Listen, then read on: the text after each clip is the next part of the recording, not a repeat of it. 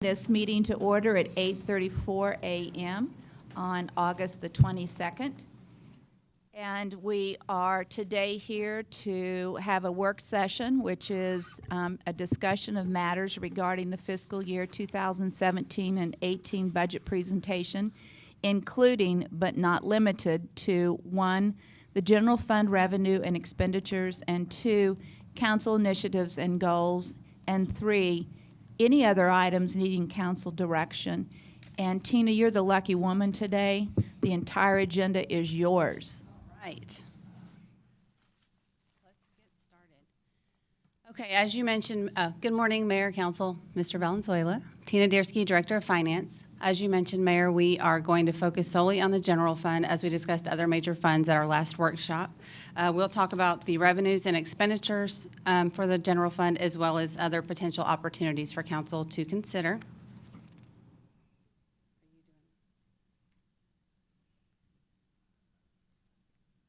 So we'll start off with our chart that shows our revenues and expenditures.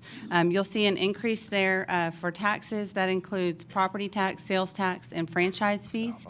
The increase there shows a $1.27 million increase. That's comprised of a $1.35 million increase in property tax revenue, a decrease of $200,000 for sales tax revenue, and about a $116,000 increase for franchise fees.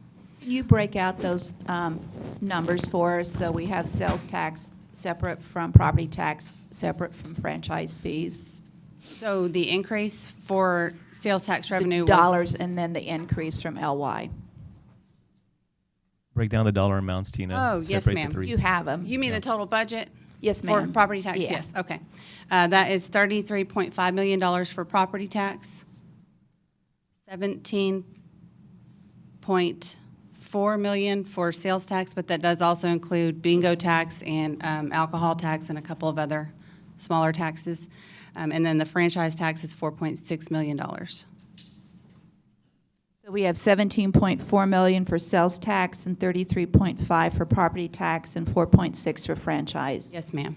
And the increases in each of those is, or decrease on the budget? The increase for sales tax was $1.27 million.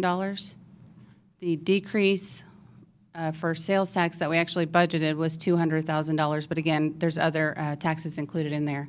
And then the increase for franchise tax was $116,000.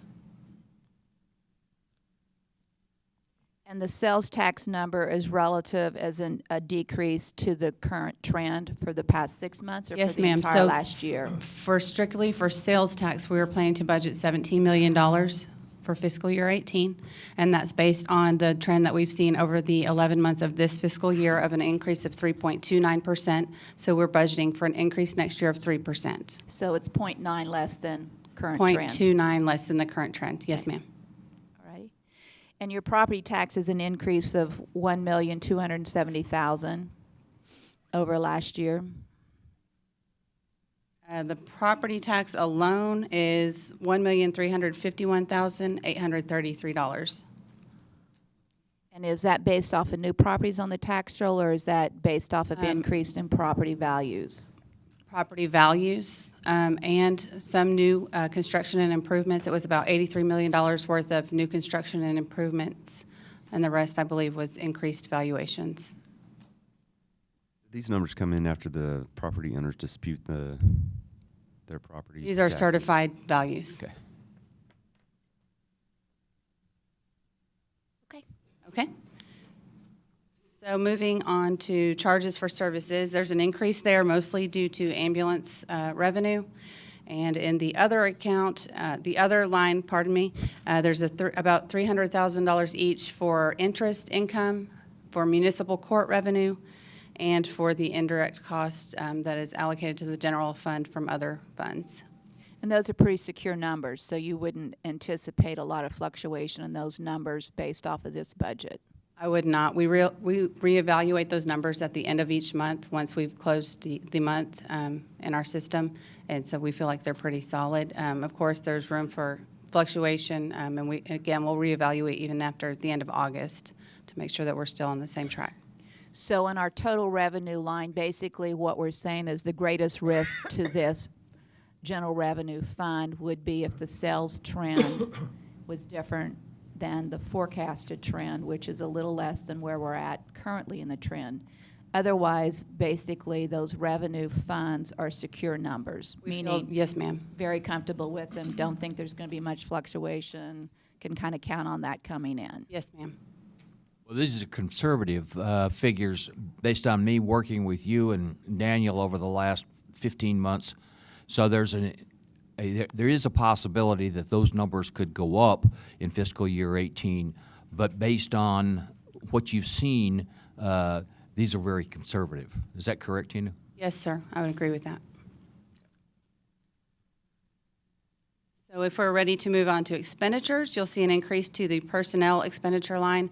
That is mostly due to the meet and confer contract that was implemented midway through the year.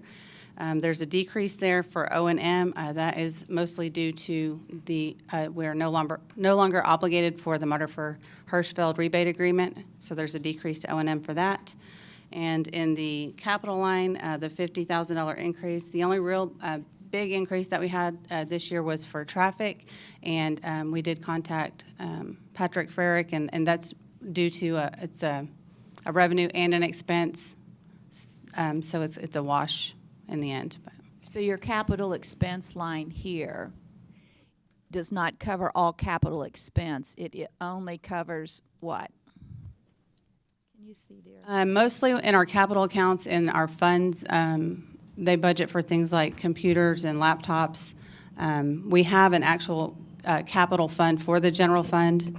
For equipment replacement, we have the Fund 501, and for other capital, we have Fund 502. And so most of our capital is outside of the actual general fund, and so they account for smaller items within the general fund. And then the others are by area specifically, The other funds, or other capital expenditures, other than the small things. they would be accounted for in either Fund 501 Yeah. or 502 generally, yes. Or enterprise-related funds. Right, I'm speaking strictly for the general fund right now.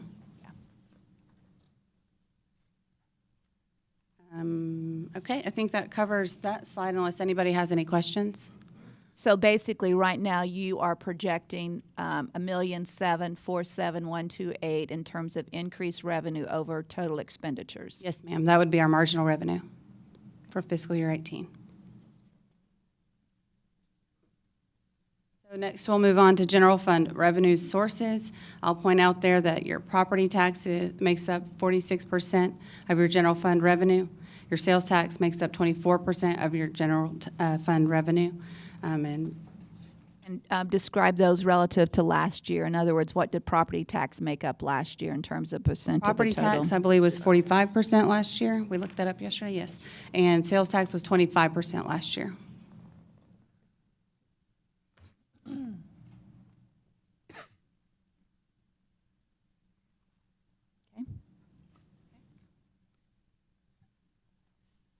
Okay, so for budget preparation, we'll talk about the property tax obviously today. Our fiscal year 18 valuations came in certified at just over $4.9 billion. Last year, those were $4.7 billion roughly. And then at 100% collection rate, we did see an increase to property tax revenue, or values, pardon me, of 4.587%. You might not have this number, and it's okay if you don't, but do you have a breakout in terms of your total dollar valuations, residential versus commercial industrial? What percent each makes? Do we have that, Walt? I'll get You Walt to might look not, for so- it, and if he can find it, we'll definitely let you know Okay. throughout the presentation. But I think that's something that we want to constantly keep our eye on. Yes, ma'am. Is because one of our greatest challenges and one of our biggest strategies should be growing the commercial Commercial base. industrial to take the pressure off of the residential property taxes. So I'd really like us to be able to look at those numbers as we go forward and understand if we're getting the growth that we need Okay. and how we strategize to get that. So don't worry about not having it today so you don't have to dig deep, but let's make sure we have those Okay. numbers. Yes, ma'am, that makes sense. So here we have our chart for sales tax collections. You've seen this one in the past. You can see here our growth lines, the red line is 2015, and the purple line is 2016, the green line is 2017. You can see the green line is creeping ever closer to that 2015 sales tax level and further away from the 2016 sales tax level. So we think that's a positive sign. And again, we plan to budget next year's revenue at 3% increase.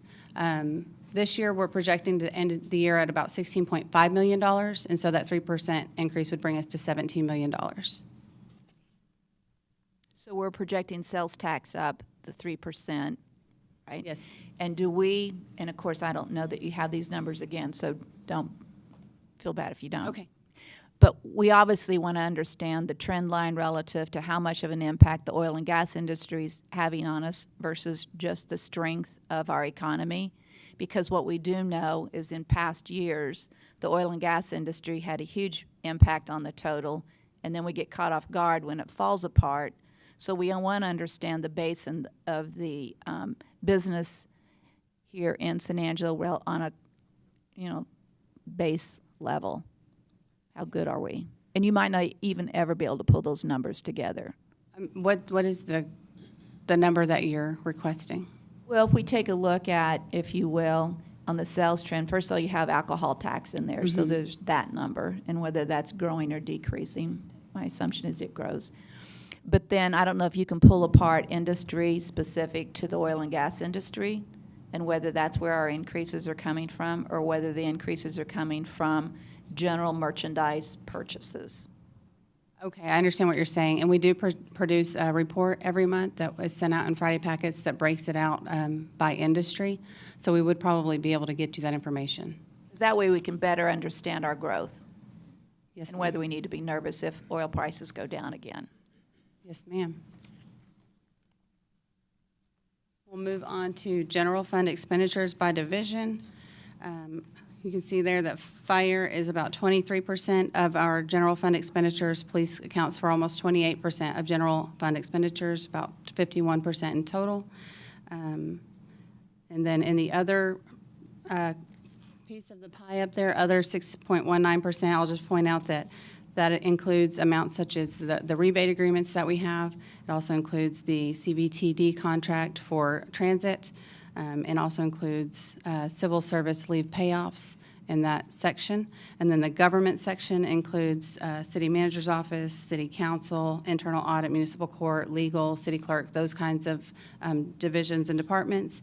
It also includes construction management. And one thing I do want to point out on the construction management cost center, in the past we've funded that through projects such as the auditorium project.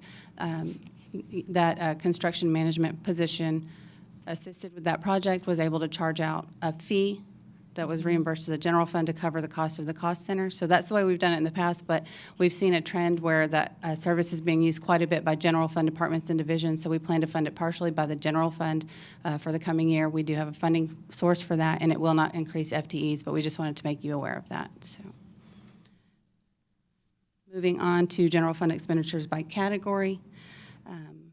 73% of our general fund budget is for personnel, 21.5% is for operations and maintenance. And what percent, if you look back at 2016, what percent was personnel to total? 72%. So we've increased and continue to increase the percent personnel is to the total general fund. 1%.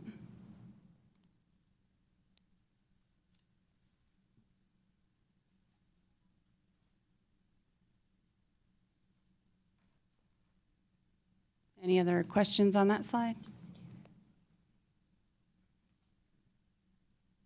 Okay, so moving on to other priorities and goals, we're going to talk about salary adjustments, health insurance, and the additional ambulance and police officers that we presented to you before. First, we'll talk about salaries. We do have a proposal for you for salaries to increase fire pay, police pay, and other employees as well. Our proposal for fire would include taking all of fire to 92% of the salary survey that's conducted by our human resources department every other year. Our proposal for police would be a 1% increase dependent on the negotiations with Meet and Confer. And then for other employees, we'd propose a 1.5% pay increase. Can you tell me how the salary survey was done? I can, but I would prefer Ms. Marley to come up and give you accurate information. Okay.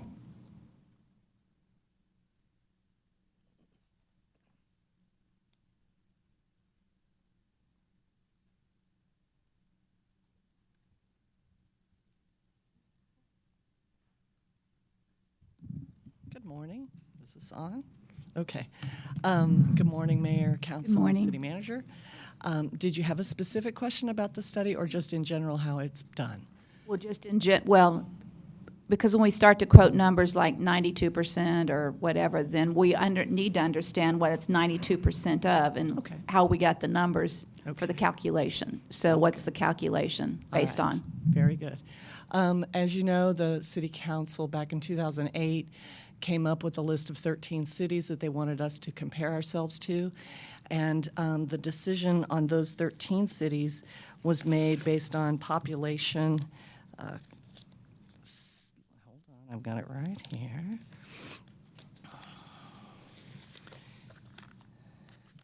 It was done based on population, the cost of living as it compared to the United States, and what the citizen weekly wage was for those cities involved.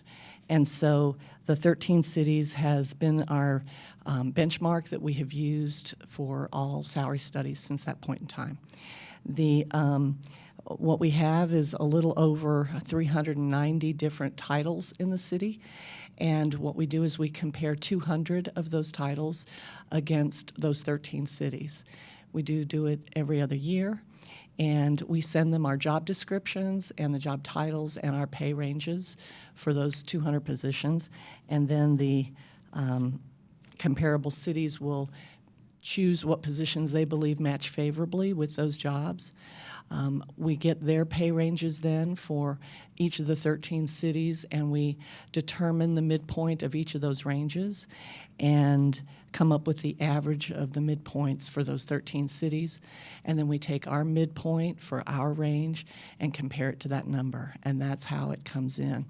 But the basis is off of population, not revenue in those 13 cities. That was one of the factors that they used, yes. Did we look at revenue? We do not. We use the cities that the council told us to use. Because one of my greatest concerns is that we use population as a factor, not revenue as a factor. And because we pay our bills with revenue, not population, then there becomes a challenge in terms of, because revenue is what you pay the bills with. And so we have to look at cities that have comparable revenue, whether it is sales tax only, property tax combination, franchise fees, et cetera. Because when you start taking a look at, and I'm using information that the city has given us, that if you take a look at your sales tax collections for Midland, for example, which is one of those 13 cities, they have a 220% increase in sales tax over San Angelo. If you take a look at Abilene, it's 65% increase over San Angelo. If you take a look at Odessa, it's 77%, and of course Wichita Falls is 19%. So when you take a look at trying to use them as the basis for analysis, we're not apples to apples. We're very dramatically different in terms of the revenue we get. And so my concern and challenge is to make sure that we better understand an apples to apples comparison and not an apples to cherries comparison, because, and I realize previous councils have directed, so you've done what previous councils have directed you to do, but I really think we need to get into the business of understanding revenue stream, not population, because we here in San Angelo have to live, work, and play in San Angelo, and we only have X amount of revenue. And compared to our other cities, our revenue is substantially less. We also going to need to make sure that we stay with approximately what our cost of living is when we compare. And I think that's what we did that's what was done in some of these other cities, was to look at the cost of living in there. Just because our sales tax is down doesn't mean that that we shouldn't use some of those particular figures, because our cost of living probably is less than it is in some of these other cities. So let's make sure that we get all the information together as we go forward. Yes, Yeah, and- I had a survey done in terms of apartment rents in Abilene and Midland compared to San Angelo. And if you take a look at it, a one-bedroom, one-bath Class A apartment in San Angelo is 44%, well, Midland is 44% more expensive than it is in San Angelo. And a two-bedroom, two-bath apartment Class A would be 40% more expensive to live there in Midland than it is here. And if you look at Class B, which is, and the difference between Class A and Class B is the year it was built, primarily. So you're looking at as much as you can, apples to apples, based off of the year built and the square footage in that facility per apartment.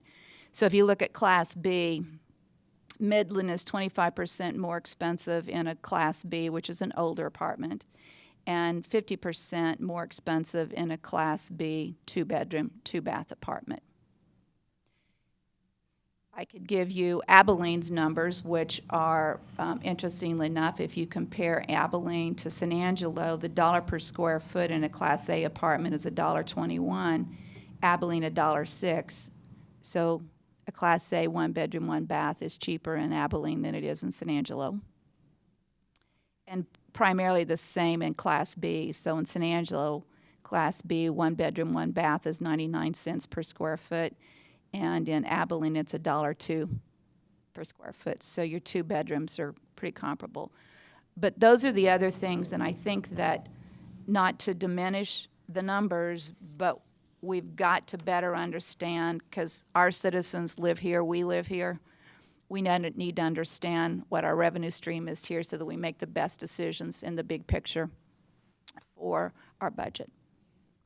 If you recall from the last budget workshop, you gave me direction on what to gather from those comparable cities, and you included sales tax, property tax, market value, cost of living index, and population. Yes, ma'am. And we have completed that survey. Right. And we'll be bringing that to council for your direction on which 13 cities or which cities to start using for our future survey. So I will bring that to council. I know that was a lot of work, and it is greatly appreciated, but I Well, think it gives certainly. us some good benchmarks to work with. Absolutely. And what we'll do when I bring it to you is have it on the screen so that we can run the different, each of the different categories in order, so that we can see which ones kind of all grouped together that you may choose to be our comparators in the future. Right.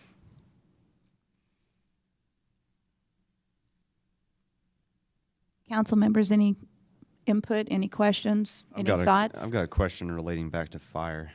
The percentages that we have here listed now, how is that going to affect the rank differentials that we have established now? I beg your pardon, I couldn't hear you. How are these percentages going to affect the rank differentials established between firefighter, driver, lieutenant, captain, batch?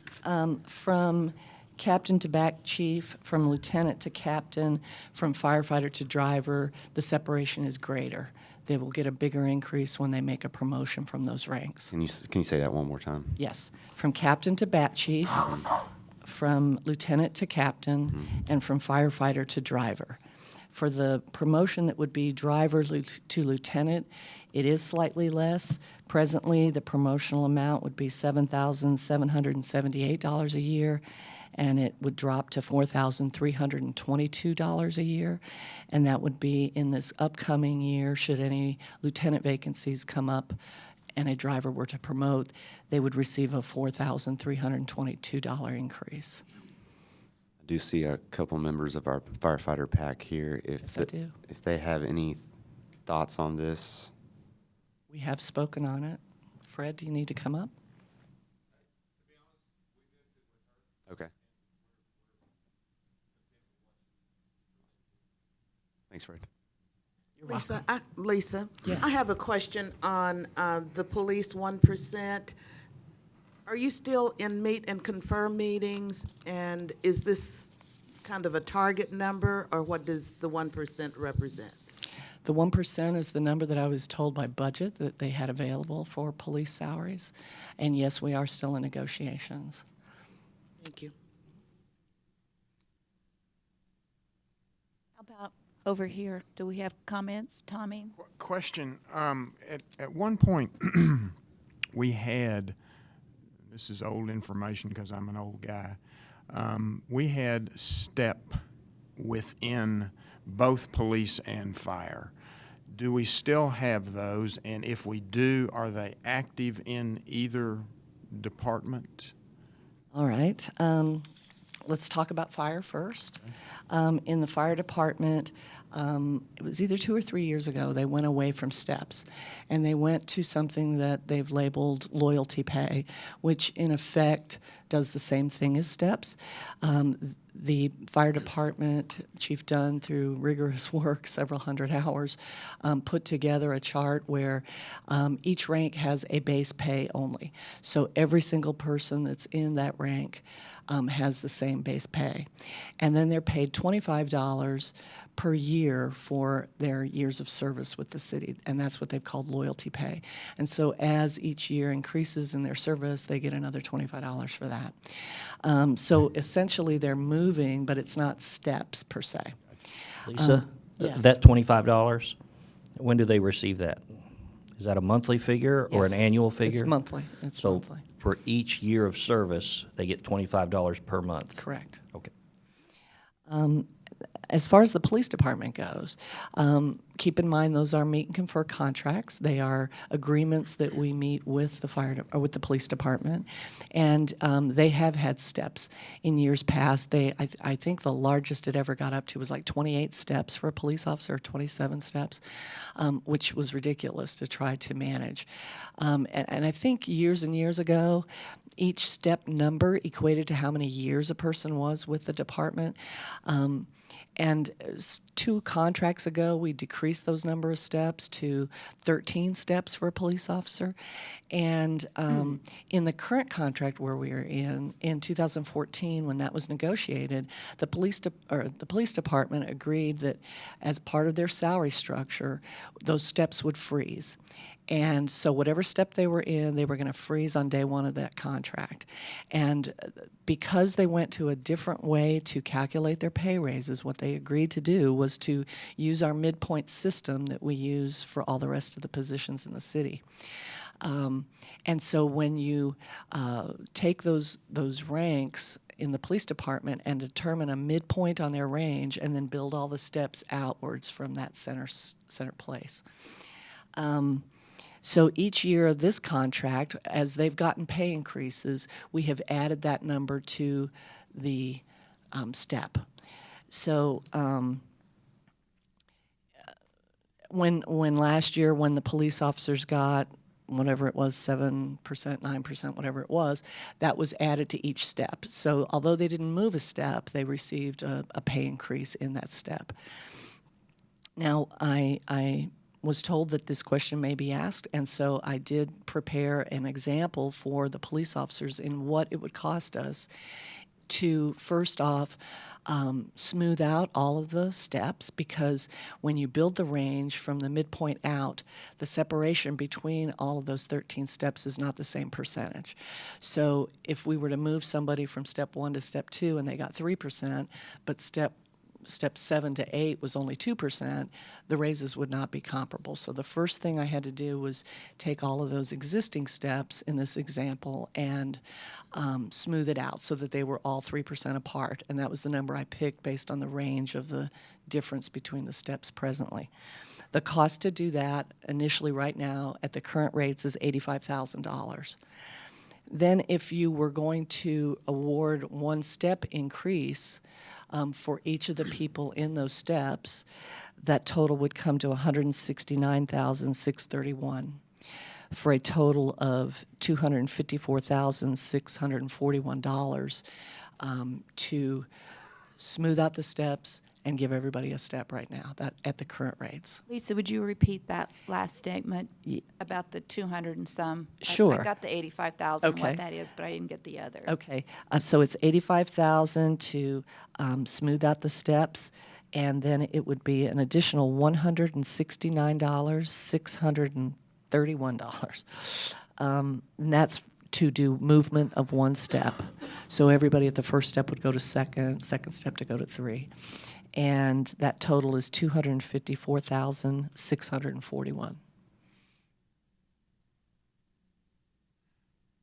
So then the fire each year would have included their loyalty pay within whatever their personnel budget is.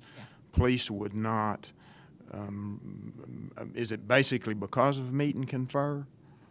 Basically, yes. I mean, that was what was agreed to in the meet and confer agreement that we're presently in. Now, keep in mind, we are in negotiations now, and we haven't even started our compensation negotiations. Certainly, I think the city would be, welcome to hearing whatever ideas they have. If they're interested in going to something like fire, certainly we'd have to work those numbers out and see what it would cost.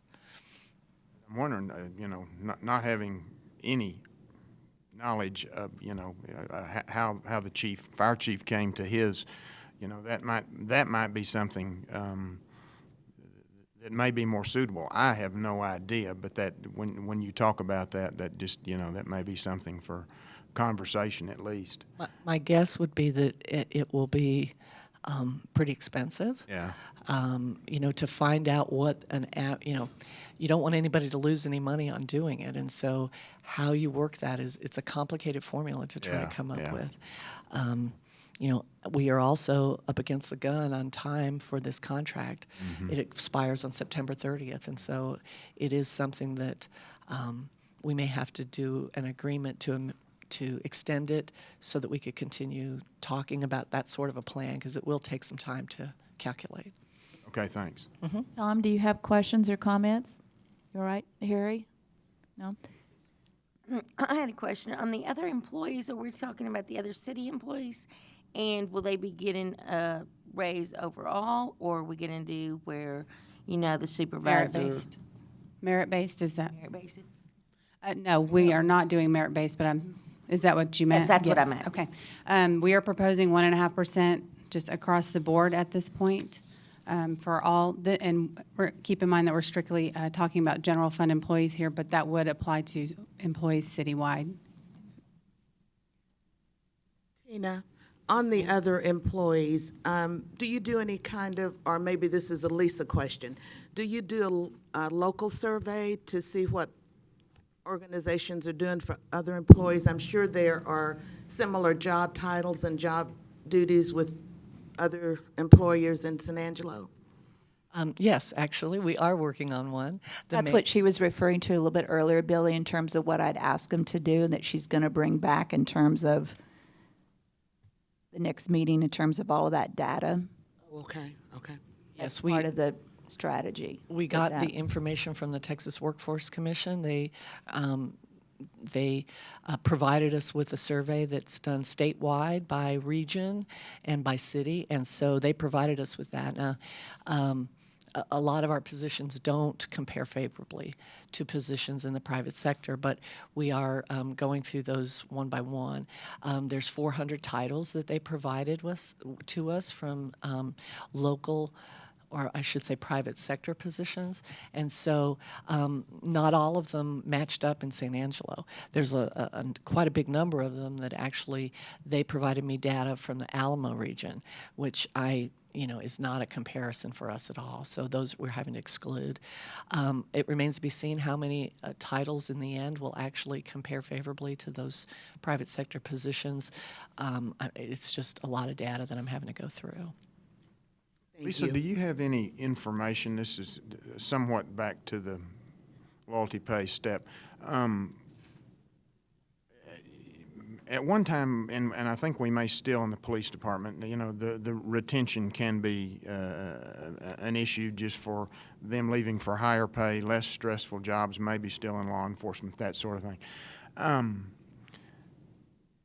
Do we have any data that talks about, since the fire department went to the loyalty pay, has that stabilized their retention and the loss thereof? Do you have any information? I don't have any specific information on that, but what I can say is because of the different pension plans that are in place, the fire department has its very own specific pension plan for San Angelo.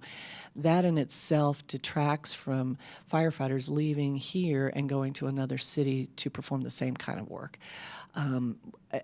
In contrast to police, that's part of the Texas Municipal Retirement Service, and they can go to any city that's a TMRS city. So I don't have the data. It's only been either 2 or 3 years that they've had that plan in place, but typically the turnover in the fire department is so much less than the police department. So, Thanks. In general, when we look at a 1.5%, I'm a big believer in merit raises, and one of my great concerns when we give everybody 1.5%, those people who have worked extra hard and done a tremendous amount of work and went over and above the call of duty, if you will, get rewarded at the same level as those who perhaps haven't given 100%. So I get really concerned that with a 1.5% for all employees, that we're not rewarding those that have excelled, and as well as those perhaps who've been with us for a longer period of time versus those who've been with us for a very short period of time get rewarded at the same level. And so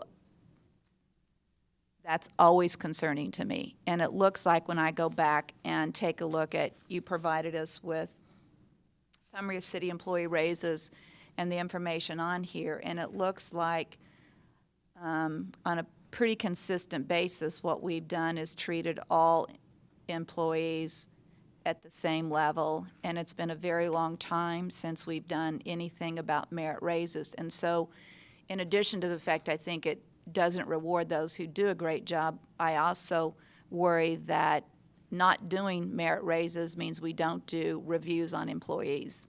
Because generally when you do a review on employees, when you discuss and talk through raises. First off, the years that we did not connect it with evaluations was driven by trying to get the pay ranges more in line with the survey.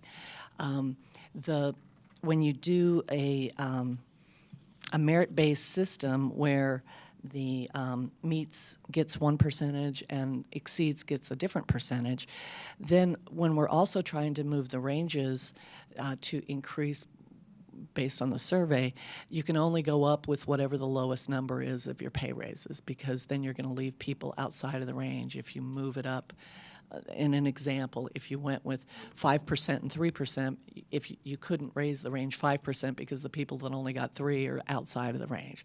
So I agree with you. I love it when it's merit-based because it does give us a better perspective and it gives employees something to work for.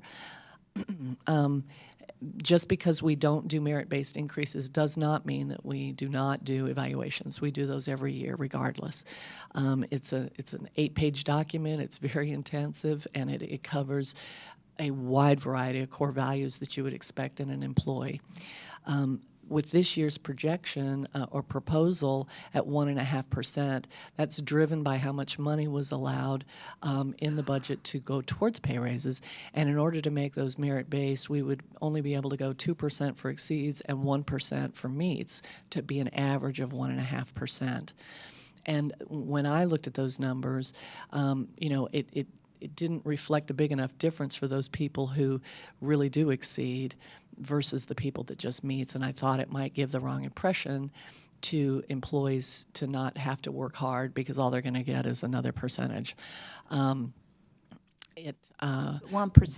of X is greater than 0 times X. Absolutely. And so if you were looking to go with something as exceeds only and nothing for those people who meets, that's different.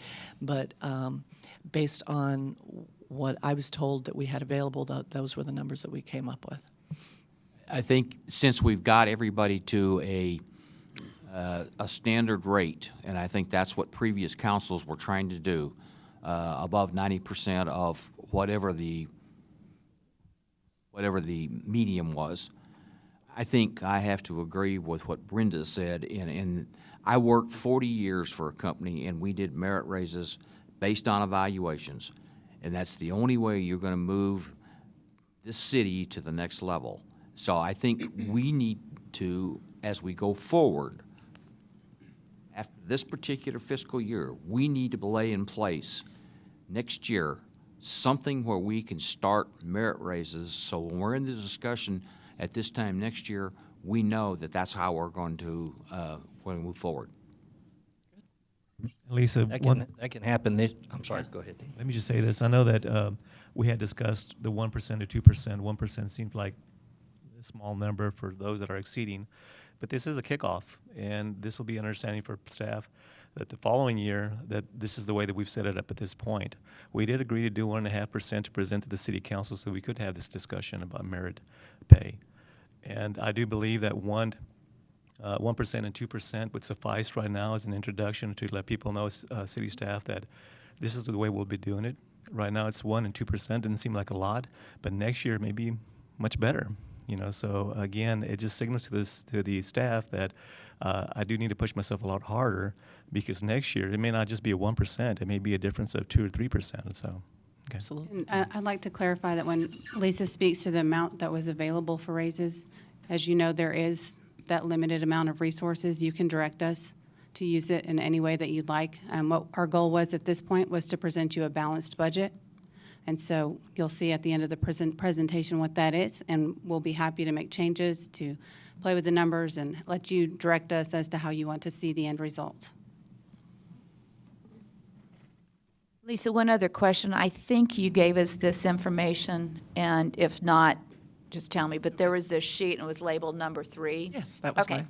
So if we look at the grade 2015 versus 2017, what the 2017 number is based off of the 2016/17 budget cycle in terms of those grades and those percentages relative to the overall goal of 95%?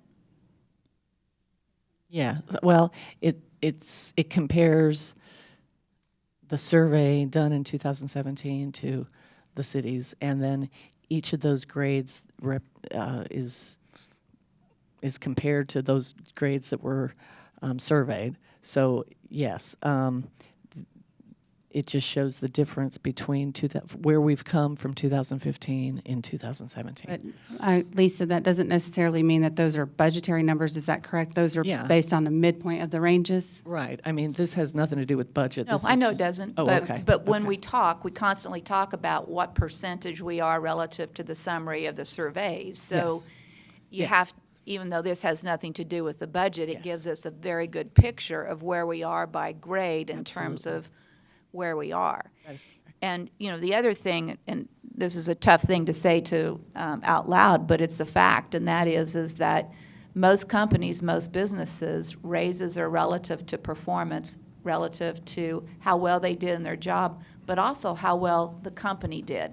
And the city is the company we talk about. So we have to remember that already in this budget for 2017 and 18, we're taking our overall employee salary and benefits up another point to our total budget. So what we can't be doing is constantly increasing that number. 73 ought to be a number that's about as high as we can afford to go in terms of the percent of the general fund revenue stream. We get any higher than that, there's no money left to do anything else we need to do in this city. So I want to make sure that we understand increases are relevant to revenue streams. And if revenue streams are down, we can't keep raising compensation. And that has to be and that's a general conversation. It's not a specific conversation. But, you know, I called several people in the city of San Angelo over the past week and asked them about, they're in the private business sector, and asked them about what they've done for their employees over the past several years and currently. And every conversation, of course, is based off of, well, our sales are down, so we were only able to, or we couldn't do this year. We hope we can do it next year. And we have to think the same way. We can't keep raising the factor, the 73% factor in terms of how much our cost of employees continues to grow. So we either have to look at fewer personnel in order to accommodate increases, and increases are warranted on merit, good performance.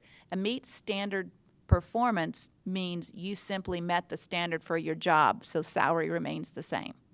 Meets expectation means your salary range should benefit from your great efforts, and so you should receive additional funds. Meets means just did the job. And that's a tough thing to have to say out loud, and I don't like have to say it, but it's a reality in life, and whether you're in the private sector or in the public sector, it's a fact.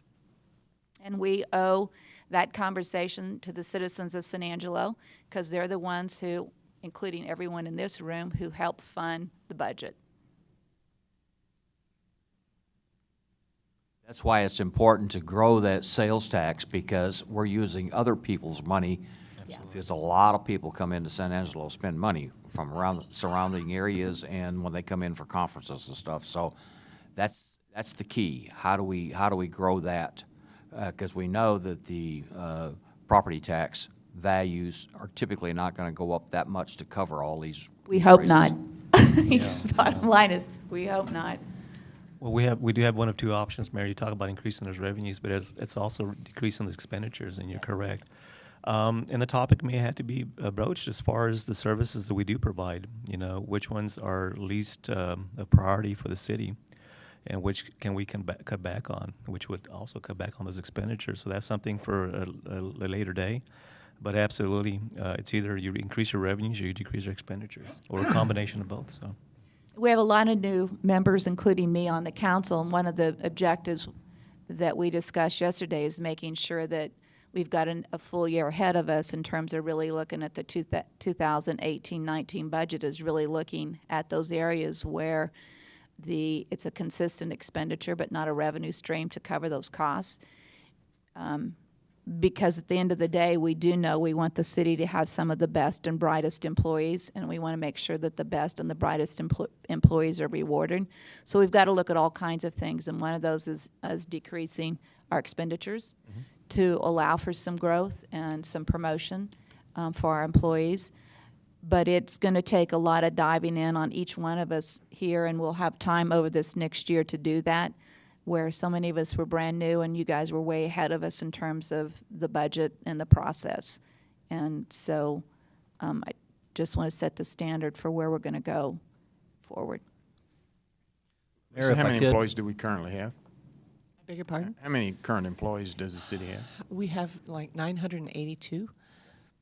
That's including part-timers and Okay, full-timers. thanks. Those are positions or filled employee, Those filled are- positions? Those are filled positions. Filled positions? Filled positions. And can you also in September give us a data as it relates to that number of employees and versus our past history, given a As of like an October 1 date or something like Yeah. that? Okay. Whichever is the easiest way for you to pull that information, Lisa, so however that is, and you know this system better, but whatever is the quickest and easiest way to get to that data. But I think we need to look at whether we're having employee growth and whether that's creating the struggles in terms of budget, et cetera. We're high-centered a little bit on this slide. We'd like to know what council wants to do so that we can keep moving and get to what we hope is a balanced budget proposal in that last slide. Well, I think that there are a couple questions out there. One is we don't know exactly what's going on with police, but is there another slide that's after this that goes through that total picture, Tina, in terms of, I think you had another slide that we reviewed earlier. Can you go to that one real quick?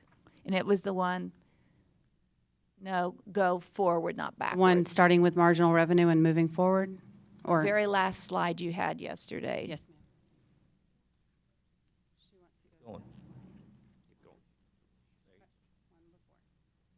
There. So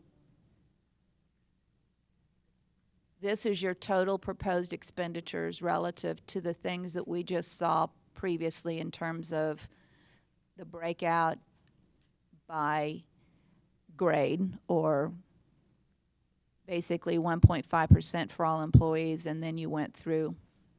Yes, The ma'am. other detail. That would be bringing fire to 92% of the salary survey, giving police 1% based on the meet and confer agreement, and 1.5% for all other city employees. Can you show us how it works in perspective for what monies you have available? Yes, so the total expenditures were almost $2 million. We started with marginal revenue of $1.7 million for the general fund. And then we would propose reallocating a half cent from debt service and back over to maintenance and operations to fund the remainder of those needs. Which leaves the budget. Balanced.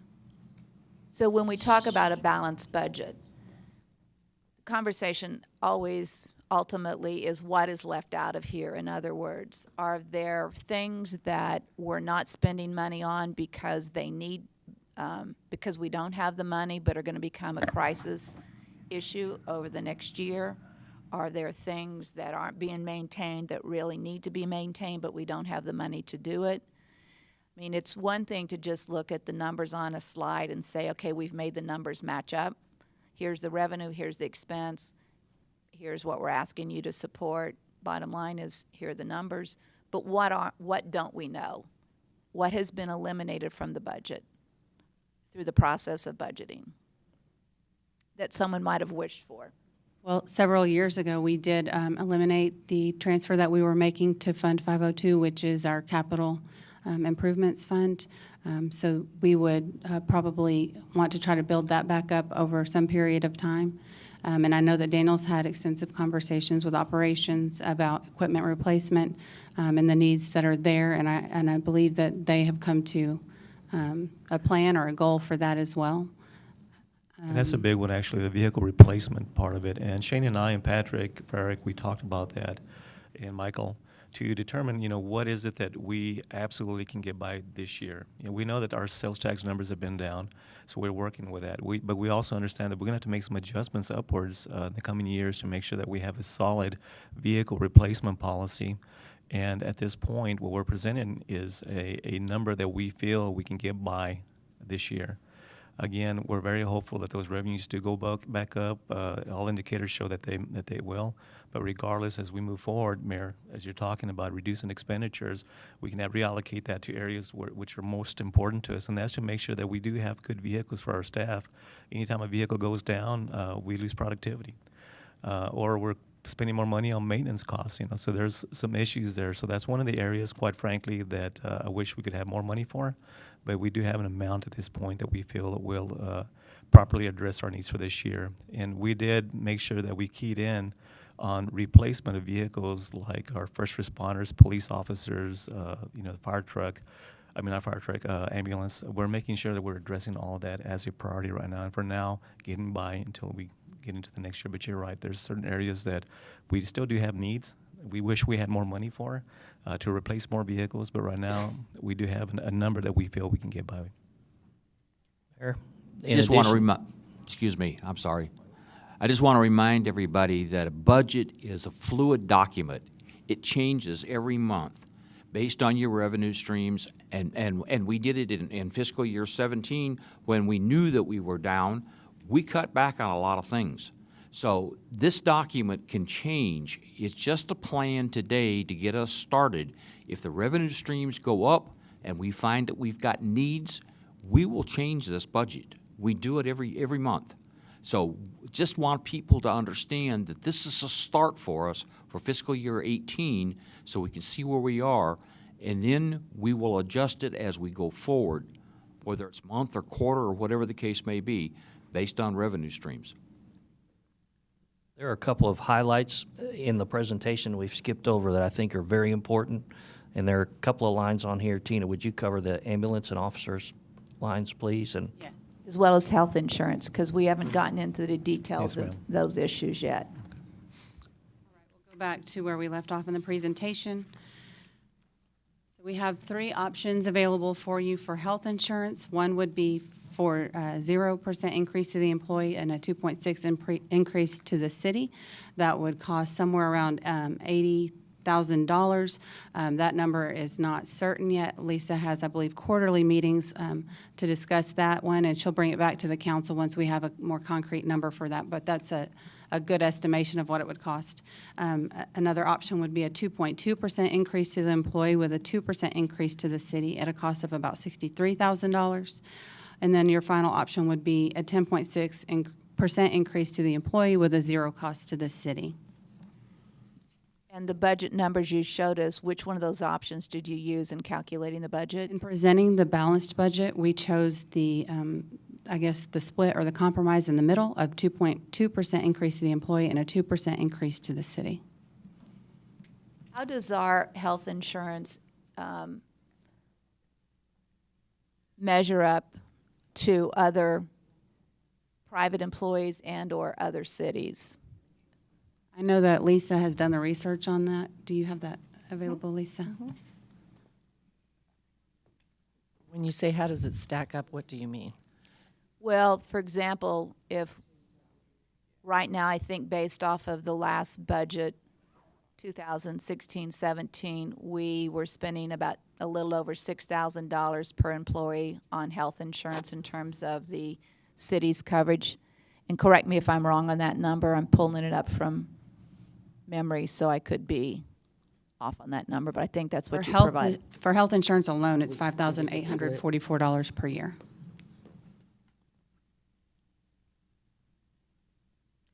So how does that compare to other So cities? that would be $487 per month per employee.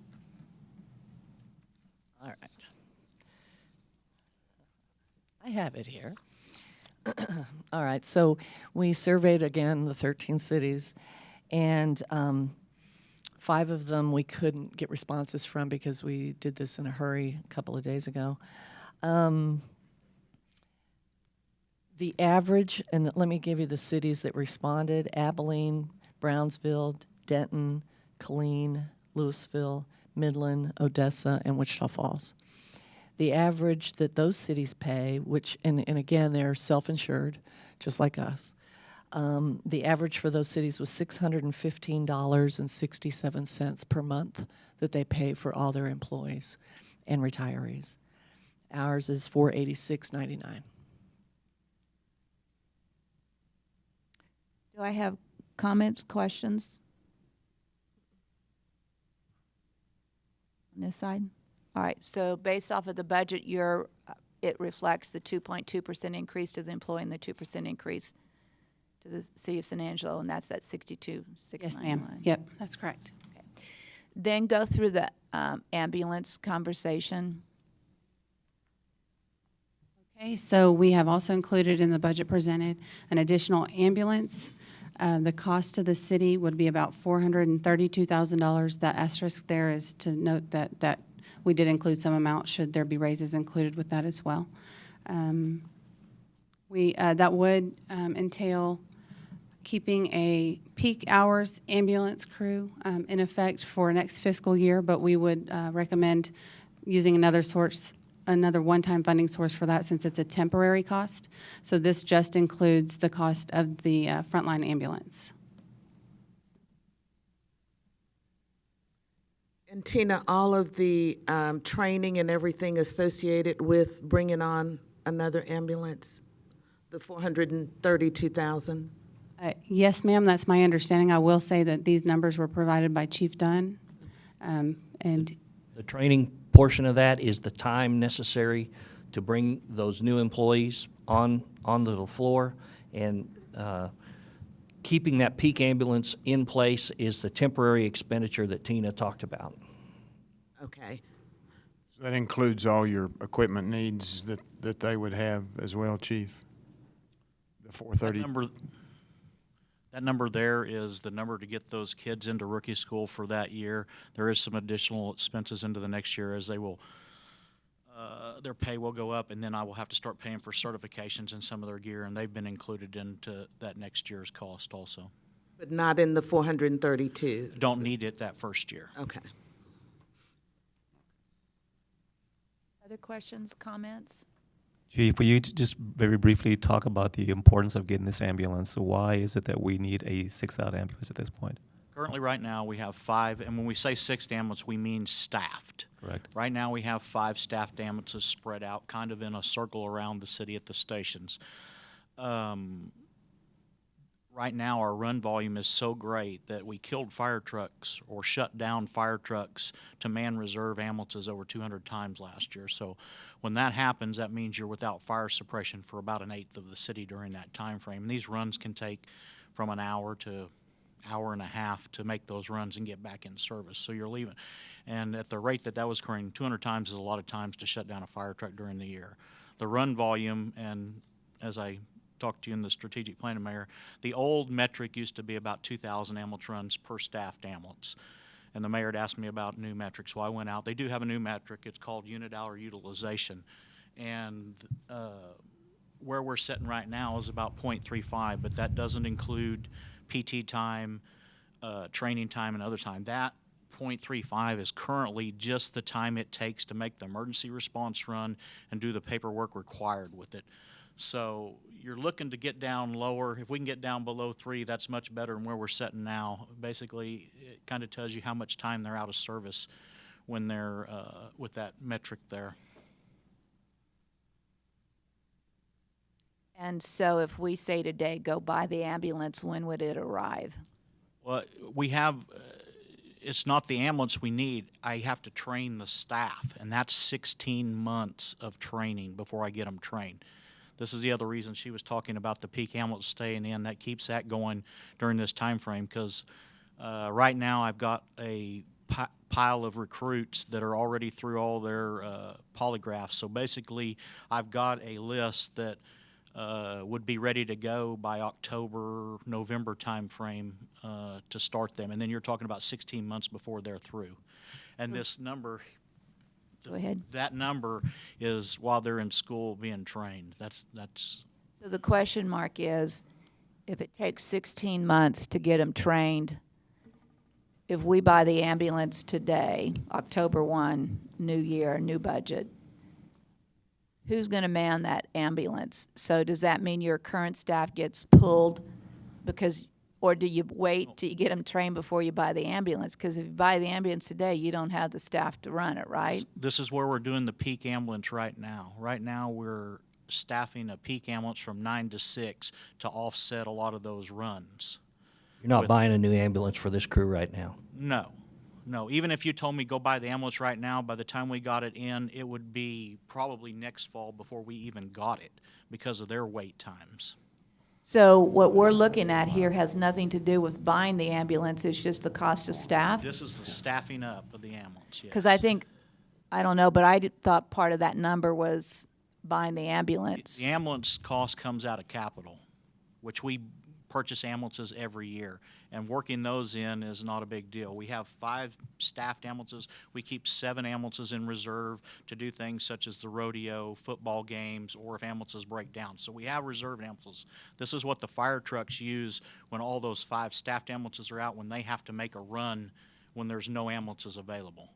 And when I say shutting down a fire truck to make an ambulance run, that means every one of those 5 ambulances are with patients. So there is nothing left available. I do want to point out also that we do have on our vehicle purchases, we do have an item for $250,000 purchase for an ambulance as well, Mayor. So that's already That's what covered. I thought there was something in Yes, the ma'am. budget for that, but I didn't understand that that was not in that 432,000. I thought that was inclusive of the cost of the ambulance plus the personnel. We have that separated. And I do want to point out as well, Mayor, we talk about unfunded mandates. The cost of an ambulance for us went up from about $120,000 to $250,000 pretty much overnight. And that's something that is being mandated at this point, Chief. That might be something you might want to talk to, but. Yeah, the DOT, after some of these wrecks, I believe they instituted in January of this year that they put all these safety provisions in there, such as everything locking down, all cabinets, which added tremendously to the cost of the ambulance. But not only do that, the weight that they added to those ambulances because of that stuff is going to force us to go to a bigger ambulance, which is in turn more money. So these things came down on a federal level, not anything from here. So that's what's going to happen to a new ambulance. What happens with the ambulances you already own? They are grandfathered as long as you remain with the initial chassis you have. It's all based off VIN numbers. Chief, that raises a question for me. Based on your timeline you've talked about here, we can get it down, which does not include, if I understood you correctly, does not include your training or your PT in the .294. Is that correct? That is correct. So at what point then, we're getting it down below the .3, which you said is good. A goal is between the .16 and .25. At what point are you going to have to look at number 7? This is number 6, but at what point are you talking about we're going to be having this same conversation this time next year for number 7 for those very same reasons? I have to see once you get an ambulance in service and see how many times that we're shutting it down. I mean, the peak ambulance is helping. If we can keep that going, that would certainly delay that big expense for quite a while. And it is cheaper to run that. Which leads me to my next question. Do you have a mechanism where you can start setting aside money so that it can help? It might not fully take care of, but so that it can help with number 7, whether that's next budget year or two years from now? As those revenues increase off the ambulance runs, if they were designated or set to that, you could use that. I mean, that should be what they would be used for. I would encourage, Daniel, I would encourage the council to allow them to start setting those aside at some point, sooner rather than later, because we're going to be back having this conversation, at least in my opinion, the way you're talking, Chief, within at least 2 years, if not next year, based on how utilized your number 6 is. And off us, as the city grows and the population ages, that in turn does nothing but generate more runs for us. Tommy, that definitely was our intention in my discussions with the chief as well.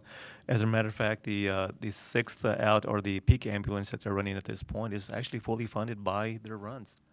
And that is the intention, of course, moving forward as those ambulances are needed, that we do allocate it from those revenues that are coming in. Good. As those numbers go up. Okay.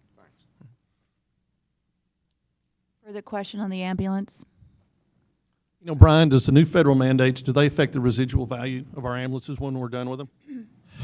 Can you spin them as well, or do we end up? I mean, when we're getting done with them, they've got 100-something miles on them, 100-something thousand miles on the chassis, and because we were like, we'll keep the boxes and run a new chassis. Well, they attach the VIN numbers to when you have to upgrade your boxes.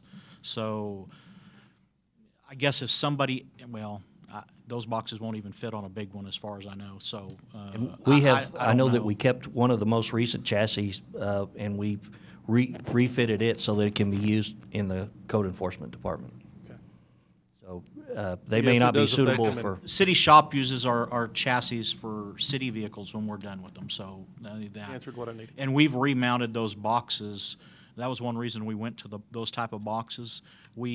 Instead of having to purchase a whole new one every year, we have them go through them down there at the factory. They check the wiring, put in new if it needs, update everything, and then we come out with and it saves the city tremendous amounts of money. And we've been doing that since 2002. Thank you, Brian. Chief Dunn, just a question for understanding. You mentioned that there are so many ambulances in reserve when we have a big event in San Angelo. How do you staff those?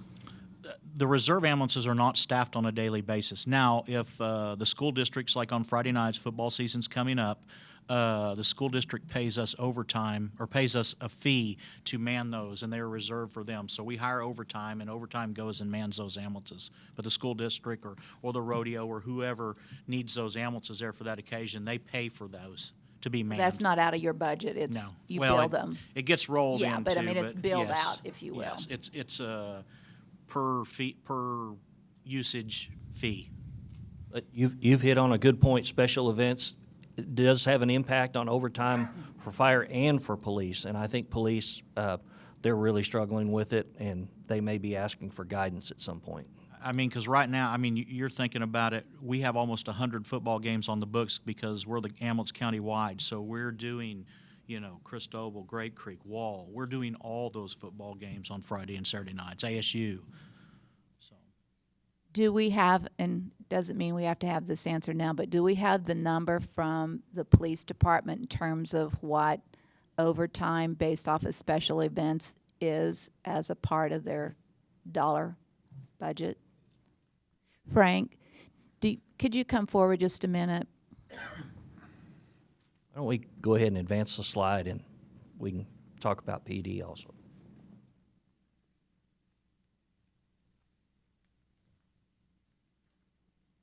The first question, then we'll go through these line items, Frank, or Mr. Carter. The question is do you, and I know you do because you're really worked with your budget a lot, is what's the number that it costs you in overtime for special events? About 240,000. We're not reimbursed for. And is there a strategy to help solve part of that problem? That would be your decision, I guess, or council's and yours. Some of those are nonprofit organizations we've been helping out for years. Some of them are through the school district. Inside the stadium, we do get reimbursed, or the officers do, but all traffic control outside of the stadium, we don't. Probably the next biggest expenditure in overtime would be the rodeo. The officers get paid inside, but we don't get paid for traffic enforcement outside. Mayor, he modestly skipped over. They changed their schedules in an effort to reduce routine overtime. So I know you're talking No, he about has. special events, but they have really attacked the overtime issue on a day-to-day basis, not just on a special events basis. I remember that because I remember the way you decided to organize the schedule helped reduce the amount of overtime. So right now, the overtime that you have is basically for all special events. Is there, at one point I know that we had looked at changing the routes of parades in order to reduce the number of officers required for some of these special events. Is that something that needs to be looked at again in terms of making the parade path, if you will, smaller than it is, requiring fewer people, cut down costs? That's certainly something to look at. Other things we're doing is involving REACting, plus we've expanded our volunteers program, which is free of charge of the city. In our reserve program, we expanded. So we utilize those free of charge to the city for special events such as that. And going back just to our regular budget and overtime, due to shortfall, we probably saved close to $300,000 in our budget this year. From overtime? That's correct. 300. Some overtime is unforeseen. We have a major crime, a murder or something like that. We have to send a lot of criminal investigation units, or if a patrolman gets hung up on a late call, that's unforeseen overtime. But as far as scheduled, due to shortness, once we went to the 12-hour shift, we expanded the manpower out on the streets, and we also saved in overtime. So already within your budget, you have decreased by 300,000. Correct. Just by schedule changes. Chief Carter, when you support an event, do you charge when the event organizers reimburse you for the police service? Are you reimbursed 100% of what it costs? For instance, when there's a funeral and I see 4, motorcycle officers, are you reimbursed 100% for those officers? Majority of those are during the daytime and during their shift hours, so they're on regular duty. And also, don't be confused, some of those are actual private escort company. They look just like our guys and kind of ride the same type of motorcycles. But the answer to your question, a lot of it is private overtime, like at a bar. They're paying that officer direct. It's not through the city. Through the cell. Thank you. If possible, I think it would be great if we re-review those parade routes, because I know I have attended several of them, and the breadth of the parade route gets pretty thin in certain areas, and it would seem to me we could tighten that up a bunch. I think we want to have a good attendance at the crowd, and it doesn't need to be spread out over 40 blocks or whatever it is. So I would encourage us to relook at that once again and tighten that up again and save on some of those costs. Billy, it looks like you have a question. Chief Carter, On the slide, the cost for year-end 18, or for fiscal year 18, I'm sorry, would be 319,000. Ma'am. What does that include? What all does that include? That's just the officer's pay itself. I think we can sustain over the next couple of years with the vehicles that we have, probably about year 3 or 4. If we continue to expand by 5, I think at that point we'll have to start looking at additional vehicles. That does also include $10,000, a small amount for equipment as well. Chief, remind us how long it takes to get an officer through from the time that they actually apply until they're on the street, officer ready. We've cut down the hiring process some. We're about down to 3 months by the time they take the test. But overall, by the time they enter into the academy to actually get out on their own, it's about a year. It's a little over 1,000 classroom hours, and then they ride with another officer for 15 weeks. So it's pretty close to a year's time by the time they're fully trained and on their own. So if we approve the 5 officers for the budget that starts in October, when would those officers actually physically be out and a part of the support in terms of additional officers needed on the streets? It would be close to October the following year. And we're having hiring boards today, as a matter of fact, so the timing is just right as far as if that was to be approved. Do you have a pretty good applicant pool? On this list, we had 20 applicants that went to the oral board. We started with 52, and then after the physical assessment, the written portion, and the mini background, we whittled it down to 20. I would certainly like 10 to begin with. I don't like putting on an academy with 5 because it costs the same amount of money with 5 as it does 10. But by the same token, I want to be conservative with the budget. Thank you for that. You know, one of the important things I think, Chief Carter, on these 5 additional officers is that we've been told, of course, that the county is having to increase our tax rate because of the tremendous amount of capital murders and crime in the city. So I look at it and say, somewhere we got to stop the crime, reduce the crime, because that helps every citizen. If we can reduce the crime, we reduce the murders, we reduce the cost to the county, reduce the, ultimately, hopefully, the cost of property taxes going up because crime reduces, because that has been the justification for these increase in the county, although obviously we're the city. What you guys do on the streets can have such a huge, big positive impact on this community. Thank you. Chief, give us something you said just made my ears perk up a little bit. Costs you the same to do an academy for 5 as it does for 10. Compare and contrast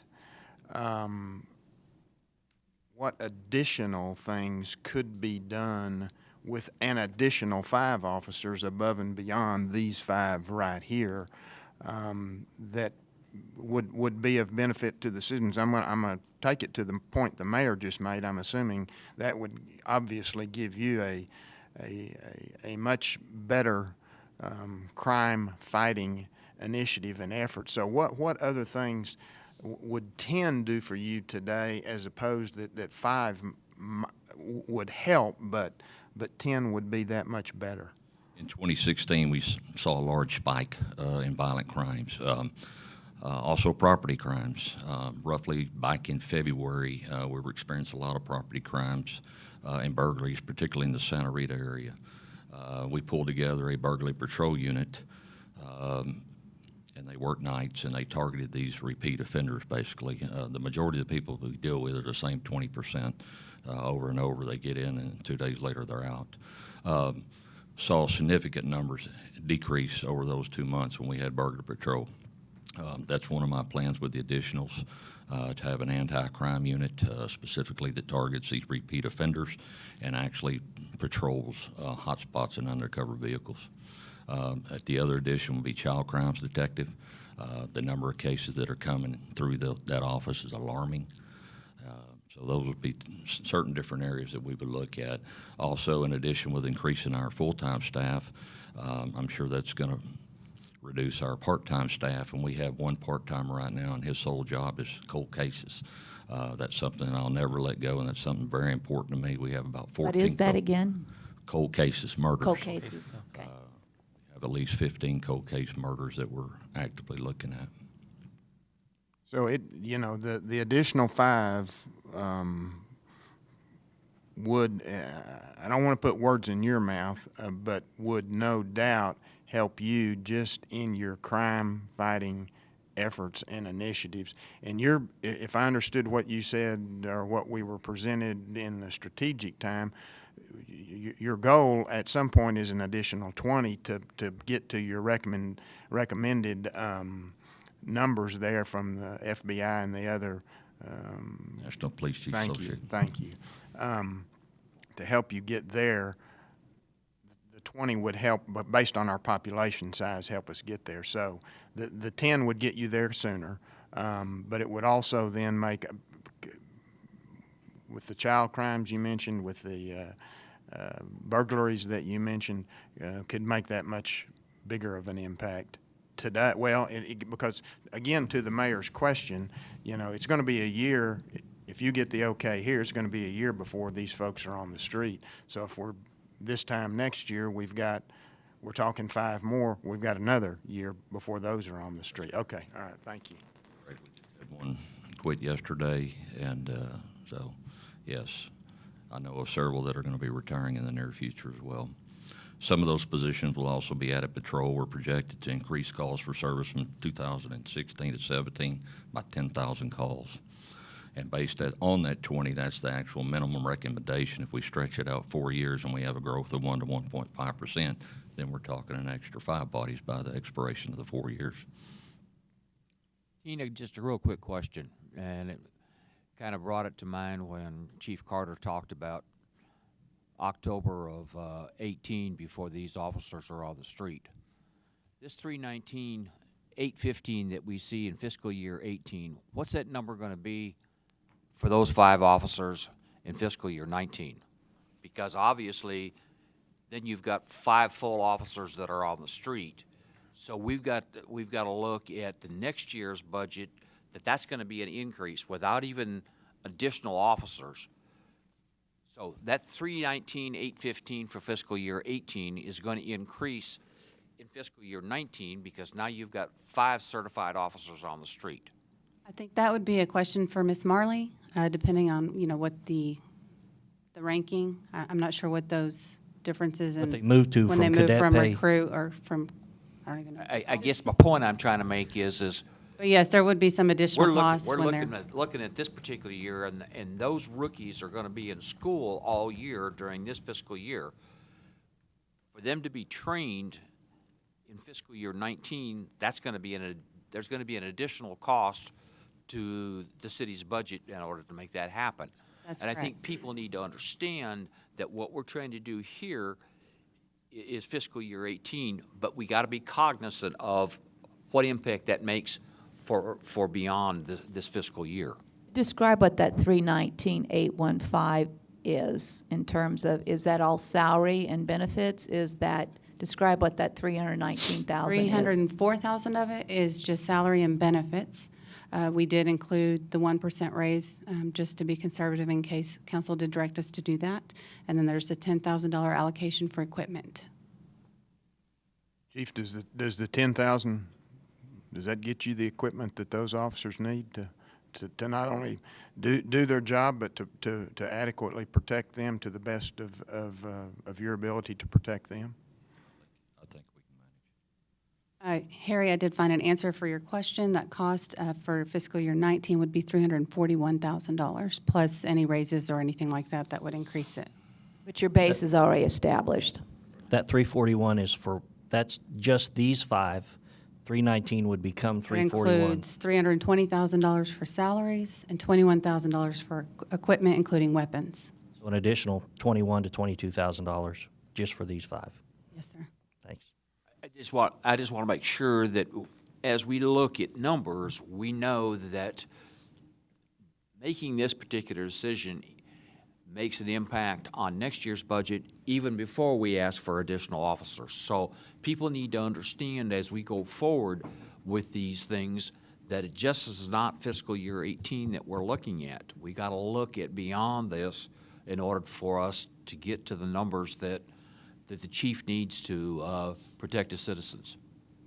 Chief, do additional officers have an impact on overtime? Not really. Not now that we changed to the 12-hour configurations. And just this week, our criminal investigation, we switched from a 10-hour shift to an 8-hour shift. So we feel like that'll even save even more overtime. So actually, due to manpower shortage, no. Our overtime is unforeseen overtime, like I mentioned before, and the special events. So additional personnel assigned to regular duty would still be working overtime for special events. That's correct. Right, but it'd be safe to say right now, if you doubled that number to 10, we'd be closer to that 319 than the 341. I mean, it's going to be cheaper to start you off with 10 over the next 3-5 years than to start you off with 5 and then do another 5 incrementally. Okay, I think that's what Harry's trying to point out. Further questions? Chief Carter, I think we've asked all of our questions. Thank you. Next slide. Yes, ma'am. That brings us back to our expenditure listing and the total for those expenditures. And then the next slide. Again, any of this can be edited. I would point out that of the proposal that we've presented to you, over $1.6 million of that is related strictly to public safety and to initiatives that keep our citizens safer. Two things that I want to point out as we move forward on this budget is, number one, what I think is most important, and I think the city staff has done a great job of making sure that these revenues and expenditures fit into what would be the equivalent of a tax levy that is neutral to last year, meaning that we are not asking for or proposing to increase tax at all. And that, to me, is number one, because I think we have to be prudent with what we're asking the citizens to give to the city. So I appreciate the fact that this is living within the current tax levy. And number two is I caution us, and I want to make sure we set a standard that we get back to having the maximum amount of employee pensions and pay back to a 72% factor in the 18-19 budget. We went up 1 full percent on this budget. We went up to 73% of the revenue going towards personnel. And we need to go backwards, not forward. So we need to be looking at the year 18 and 19 to be doing that. And with, of course, if we get increased revenue, that can happen. But we got to stop growing the personnel percentage to the budget. May I say something in Yes, regard to ma'am. that? If we do add these 5 additional officers as well as the 8 firefighters, that will impact that number, and it might be higher next year. Well, go ahead, Daniel. And I do understand what you're saying, Mayor, and that's part of what we talked about a while ago. Where else could we reduce our expenditures as well? So that's something that we'll take a closer look at. But Tina is right. Even what we're proposing right now will probably go up another 1%. So we have to be mindful of that. But we also have to be mindful of the fact that we are looking and will continue to look at other expenditures that can be reduced. But again, in pushing for revenue somehow, we can decrease those as well. That will balance that out. So I do understand that. And We just can't keep growing that line. Correct. And that does not mean I don't support what we've just discussed, because I do, but we've got to work on bringing those numbers back down. We can't keep growing that personnel line as a percentage to the total budget, because we've got too much we need to take care of in this city, and it can't all go out in one area. So we got to really focus on that, and that means we've got to make great decisions as it relates to what we can cut out of the budget next year, so that number comes down, and we've got to really push the economic development piece of our city, because that's the important role that permits and planning have on us. Is we've got to make sure that we're allowing businesses to grow and expand and create additional revenue. We got to have it. And One yes, other thing, all right, too. Harry, go ahead. One other thing, too, that just remind, and Brenda, you've said this often, and I know that the Chamber of Commerce has looked at this thing. We've got to remind citizens that sales tax is really very important to this community. And those individuals that are buying outside of San Angelo are impacting that bottom line. So we really need to encourage people to buy local. If we can continue to increase that sales tax number significantly enough, that 73% will automatically go to 72 and 71 and on down. We know we're not going to be able to grow the property tax significantly. Sales tax is the key for us to increase dollars to the city, services, both firefighters and police officers, so we have to continue to do that. When people spend money other places and on the internet, and I can tell you there are a lot of people that do that, we lose sales tax dollars in San Angelo. We have to continue to grow that.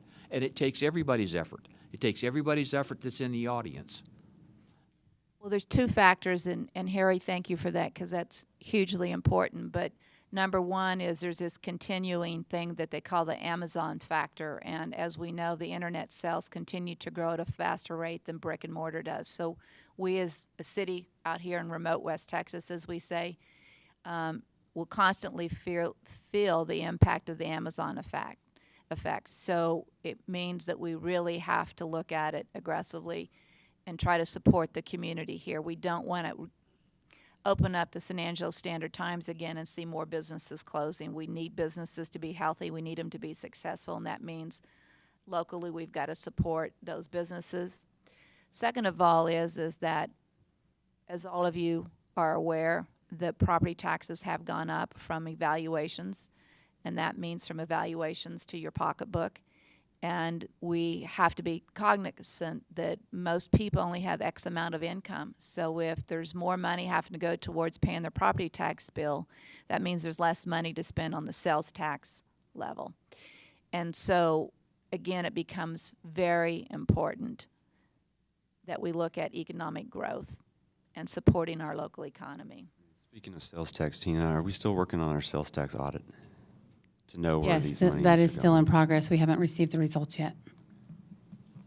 With that, I would like to, and I might need some coaching to say this appropriately, but I would like to make a motion that we keep our tax levy for our city for the current budget for the. We're not. It's not necessary now, Mayor. Okay, I don't have to do We that. got direction. We're not posted for any action in the workshop. So we're fine on that? But we it's would a have- good instinct because, go ahead. We would appreciate some direction and a consensus on that because we do need to publish for the citizens to know what we plan to do with the tax rate.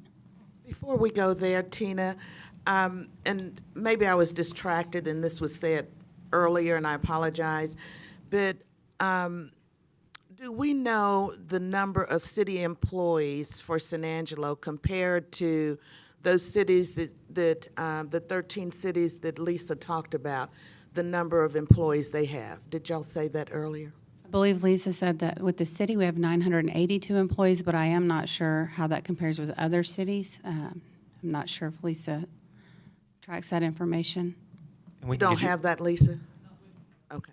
We do have that information, and we can definitely get that to you as well, but. Okay, I appreciate yes, that, and just so again- we can compare. Sure, yes, and ma'am. see if we're, way out of line with our 982 employees versus Yes, those ma'am. cities. And maybe we might want to wait to do that until we pare that number Mm-hmm. down, because as the mayor said earlier, some of those cities are not a direct comparison, so to speak, when it comes to Yes, ma'am. revenue streams and the cost of living. So, but And I I do- would like to know how we compare in that area. And I do want to point out that 982 also includes part-time employees.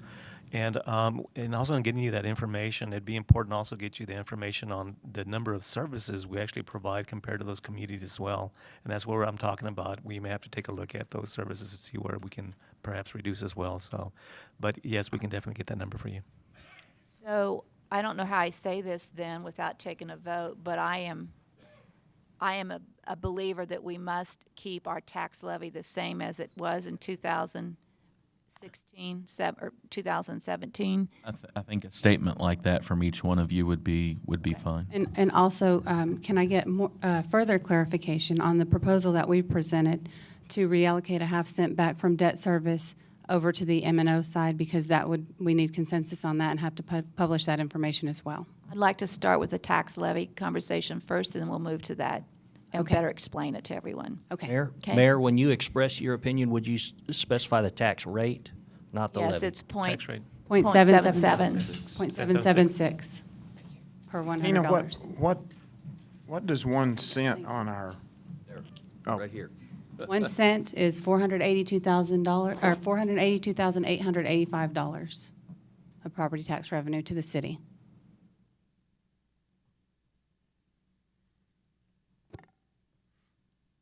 Billy, would you like to make a comment? Yes, I support us maintaining our property tax rate at 0.776 cents. Lane, Agreed. 776. Lucy, you've heard me. Harry? Based on the light of where we are in this community, I cannot see us raising the tax rate. I have to support keeping it at 0.776. I'm with Harry at 776. 0.776 here. Does that give you the direction you need? It does. As I said, I would like further direction as far as reallocating that debt service portion, but that does give me the direction for the tax rate in total. All right, so give us a better description when you talk about reallocation, exactly what that means. So right now, we have .674, I'm sorry, I don't know the exact number, dedicated to maintenance and operations for the general fund. The other .986 cents is currently allocated for debt service payments for the general fund. And so what I'm talking about is reallocating 1/2 cent from the 9.86, or .986, pardon me, back over to maintenance and operations to help fund ongoing operations of the city. In the past, we've had a debt model from Specialized Public Finance. They're our advisors. That includes an amount for street issues of $16 million over the next 8 years, I believe, that we have left every other year to issue that for a street reconstruction program. Reallocating that half cent would still allow us to do that. I've asked them to run the models for us to make sure that that was allowable. In the past, we've also had a marker for a $5 million placeholder, if you will, that we thought we may eventually use for some kind of police station, either remodel or reconstruction, something like that. It would affect that aspect of our debt model, and so that would take that down to an available amount of just over $1 million for that placeholder. And so we do have the capacity to move that half cent back over to M&O, but we would need council's direction on what you would prefer to do as far as that goes. Let me see if I repeat this, if this is clear. Basically, what we're saying is that we've borrowed money to redo the streets, and that right now, based off of that debt load, that it's costing us less than originally forecasted on an annual basis. And so we're moving some of that savings on that debt back into the general fund as general fund dollars to be spent accordingly. I would say that's partially true. Part of it is probably due to savings, due to interest rates and things like that. But again, I want to point out that we did have a placeholder in there for $5 million. And so it would. What placeholder is? We had a $5 million based on previous council's direction to include $5 million when we run our debt models in the event that we needed that money to fund the reconstruction, I guess, or police station. It was a placeholder, an estimated amount for a police station. That's not anywhere near what the costs have been in the past, and so we've put that debt issue off because there has not been a solution in that price range, but we've kept the placeholder in that debt plan in case we did find a solution and until council said move away from that as a solution. The solutions that we had before us the last couple of years were closer to $40 million. And so we're basically paying money today for that placeholder position. No, ma'am. We're not. No, ma'am. So we were that's just keeping our capacity. Okay. that was available to issue debt in the event that we, in the future, needed to issue that amount of debt. And I want to Bear be with clear that in no way are we changing the dollar amount we have budgeted and planned for in terms of redoing the streets. So we're not changing anything as it relates to the program for reconstruction of the streets, correct? Right, that was my goal when I asked them to run the models, that we would keep that $16 million every other year for street reconstruction within the debt model and within our existing capacity. Okay. Do any of you have questions about what Tina has just described or shared with us? Any question? Mayor, I'd be in favor of reallocating the 0.5 cents. Okay, Tommy? Tom, I mean, I'm in agreement with Tommy. Terry? Yes. I agree with Mr. Hebert. In favor. In favor of the reallocation. Could we go to the slide where you list the individual initiatives? We are nearing the end of the budget preparation cycle. And Tina, how soon do you need guidance on these items? Do we need a pretty good idea today that this is how we want to move forward? Absolutely. Well, one of the issues I think we have to hold off on is we don't, I think as was described to us earlier, is that we don't know what meet and confer means exactly. So till I think we have some final information on meet and confer, if maybe I heard that wrong, I think it's wrong for us to sign off on this if there's new things that are going to be presented to us in the next 2 or 3 or 4 weeks. Well, we will, Go ahead. on September 5th, we will be bringing back the budget ordinance and the tax levy ordinance, and we will have to vote on them. And It will where be the will we- first public hearing, and then we'll have the second public hearing on September 19th. And where will we be on the meet and confer as it relates to any changes that would impact this budget as presented? We have a meeting scheduled tomorrow as well as on Thursday. The last meeting we had, we made a lot of progress on issues, but I guess what we were kind of hoping for is to get your consensus on what we can take back to them to propose as far as salary is concerned. We have avoided that issue until this meeting happened. Could each council member talk about their perspective on today's proposed expenditures? I have a question, Teresa. When you say you were waiting for this meeting to happen to sort of get some direction before you go back, can you say a little bit more about that? What has happened so far in the meet and confer process, and I know, Lisa, you might want to come up and speak to this as well, is that we have exchanged issues. On the issue of compensation, we were not presented with any percentage of an increase, but rather just a request to study that issue. So we have primarily worked on issues like rewording some of the sections of the contract, looking at the fitness program and those sorts of things. So whatever we agree to here today, when you get into those monetary negotiations, it's possible that we're going to fall way short of what they would be requesting. I'll let Lisa answer that question. I know Lisa appreciates this.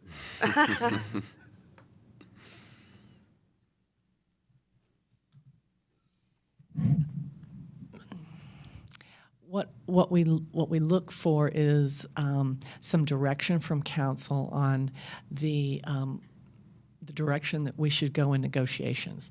You know, if I mean, it's very difficult to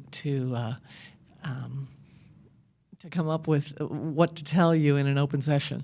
But obviously we are negotiating. We don't know what they're going to present to us that they want. We need direction from you on how far we can go. I mean, that's kind of where we are right now. If you know, obviously the numbers that are on the board represent a 1% increase. You know, they all got 7 and 9% increases in April, and that carried forward to this budget year. And so, you know, we've been waiting until the final budget workshop to kind of get a sense of where we need to go in our negotiations, and that's where we are. Okay, so in open session, you're saying you aren't comfortable saying whether you think they're going to be looking for 7 to 9% again? And so we're going to start here, and they're going to start here, and we're going to meet somewhere in the middle, maybe, or, We meet where council says we meet. okay.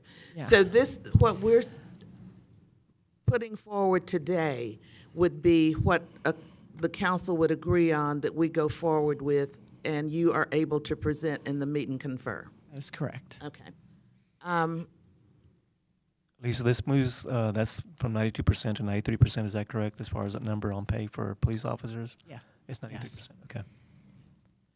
All right, well, on the salary for police officers, then I would go with the 1% that has been proposed.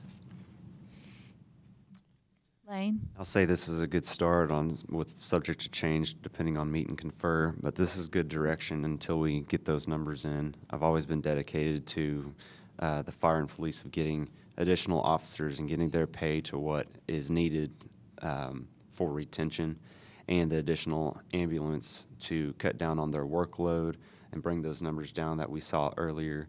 Also in relation to bringing in revenue from the ambulance services. Retention has always been a big thing for me, keeping those officers and the fire here because we put a lot through training and expenditures that way. So, but I think this is a good start. Let's start with this, see what meet and confer comes back with on our meetings this week, and go from there. Lucy? I just want to thank each and every one of you for your hard work. I think we have a pretty good idea of what we need with the chief of police and the chief of fire speaking to us and letting us know what is in need in their departments and how to make our city more efficient and protect our citizens. So I also agree that this is a good start, and probably what we're really excited about is that we didn't raise any of our taxes. So thank you very much. Harry? Well, I also want to thank this group. I've had the opportunity to work with them over the last 15 months, and I think they do an outstanding job when it comes to the budgets and balancing it, make sure. I would also say that even though we may not know what meet and confer would come out of, if there was something different than what we've seen up here during those negotiations, I would remind council that either we're going to have to make some adjustments, or we've already made the commitment of staying at the tax rate that's at. So it's going to be very difficult for us to change these numbers. So unless somebody else takes a hit, and you know, whether that be fire or other employees' salaries or the additional police officers or the additional ambulance, manning the additional ambulance. So hopefully those types of things will be talked about as we go through these negotiations in the meet and confer. So I am very comfortable with the numbers they are today, and I am proud that we were able to hold the tax line just like it has been. So I think from the citizens' perspective, we are doing what we were elected to do, and I hope they realize that we've got a balanced budget, and as we move forward in fiscal year 2018, we're going to be doing better than we did this last year. Tom? I'll go in. I have no problem with the 1% of what we have here, but what I want to emphasize is meet and confer has a lot more effects than just this year. I mean, what was the effect of the meet and confer on the budget this year? Instead of the stipend, we incurred an extra several hundred thousand. $670,000. $677,000 because of how we did that, okay? My main concern here is we're fair and consistent with all our employees, all right? And that goes from the person that starts today to the people that have been here 30, 40 years. I agree with that. I want to be very cautious with meet and confer on what we agreed to, and we need to look at the 3-4 year effects of that, because it's just what Harry said. It'll change that number huge if something goes through that we don't sit and look at, and we're going to have to adjust. It's not saying we're not going to work through that, but the point of it is it has severe effects on all that and how consistent we are with everybody across the board. Tommy? I can go along with these proposed expenditures as we've seen these here, and I echo everything that everybody else has said along the dais here. Something that I did say during our strategic planning, our employees are the greatest asset. No doubt they are our largest expenditure, but they also are our greatest asset. So while I think everybody up here wishes we could do more, we are living within what we have. So I can go with this proposal here. I will say that I feel strongly that we have to live with the total proposed expenditures based off of the revenues that are forecasted. And that means if there's any additional expenses that come up over the next couple weeks, we're going to have to refigure those numbers relative because we've agreed to a tax levy. And so our total proposed expenditures cannot exceed the numbers as presented today. So we will have to rebalance areas if necessary if expenditures as presented today change. I think we need clarity on that. Mayor, there is a temporary expenditure that goes with the peak out ambulance that is not included in these numbers. And that is approximately $199. Correct. Why was that not included? It is a temporary expenditure that we would not propose funding through the budget process because it's not an ongoing expense from year to year. We would propose funding it with a one-time source such as fund balance or some other measure. What is the standard for determining fund balance? Our goal for fund balance is 70 days of operating expenses. 75. I'm sorry, did I say 70? You Yes, said 75. days. Sorry about that. And it is? And we're at about 71 last time I checked, I think after the end of last month.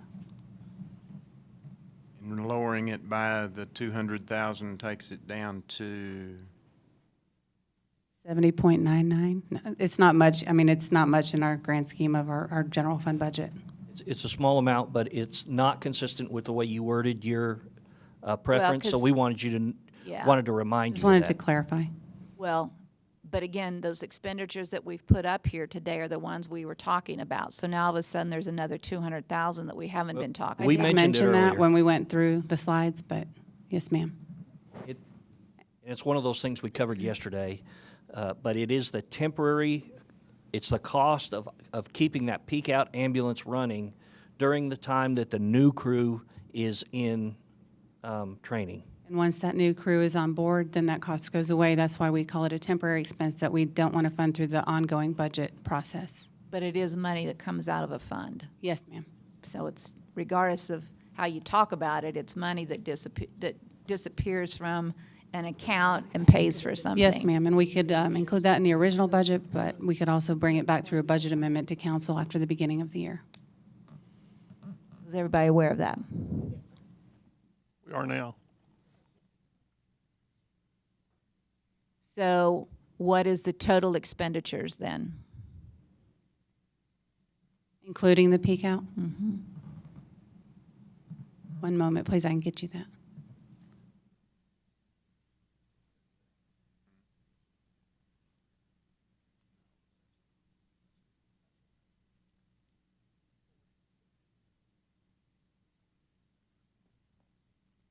$2,184,530.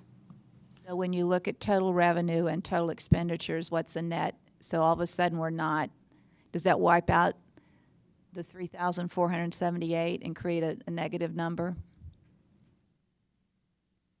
Yes, ma'am. Yes, ma'am, it would. It'd be about negative 195. But again, we would propose bringing that either in the original budget through use of fund balance or with a budget amendment that would be brought to council for your consideration and approval. Well, but maybe I'm slow here and missing something. The 195 is, if I understood, is a one-time. That's correct. One-time Yes, sir. expenditure. These numbers are ongoing year over year. That's correct. So we're not, I guess we got to figure out where to come up with 195,000 is what we got to figure out, because we're not adding 195,000 to our ongoing budget. Comes out of the money. It comes out of It comes out of a pot somewhere. You don't have it to spend on something else. Yes, correct. That is Well, this is the fund balance that we've been building up. Actually, since I've been here, we've been building up that fund balance for revenues in excess of expenditures. Mayor and council members, there is an opportunity throughout the year for me to make a recommendation to pull money out of the fund balance for one-time expenditures. I haven't done that since I've been here. I've been very conservative when it comes to that. I've always felt that you leave the fund balance alone, but in this instance, it is a one-time expenditure, and we wanted to budget for the ongoing expenditures that we have coming up. Regardless if we do it right now, it would probably have been a recommendation either next month or 2 months down the road anyway. But it is something that I do feel comfortable at this point saying that. We just need to be transparent. Yes, and ma'am. It wasn't transparent in the conversations we I had, apologize. so I don't- did mention it when we went through the slide, but I'm sorry if I didn't make it clear enough. So you want me to restate my statement? So basically, is that what you said? Did you ask me to repeat? I don't Or think a clarify. It's not restatement, necessary. just, I think just as as long long You as just the asked me to, so clarification. I'm just making sure you're clear. Right, as long Yes. as the clarification is understood among Okay. everybody here, then I think we're good. Okay, I'd rather have a Good. little car wreck right now, a little fender bender, than a big car wreck with you later. thank you. Any other questions, comments? Those of us that have our blue book up here, the fund balance as of July 31st in the general fund was 19,000. 19 million, excuse me. Please, don't get charged back. We're in trouble. Okay, then Well, I that asked, is roughly 1%. You aren't far off. do I need to call for an adjournment? Yeah. Yes, if you can just state that we don't need to take a motion. for Then it. I will adjourn this budget session at 10:29 on August 22nd. And again, thank you to all of the hard work and effort that you all put into it. You were very organized, answered our questions. You did a great job. Thank you, Thank Mayor. you. I appreciate that. Thank you.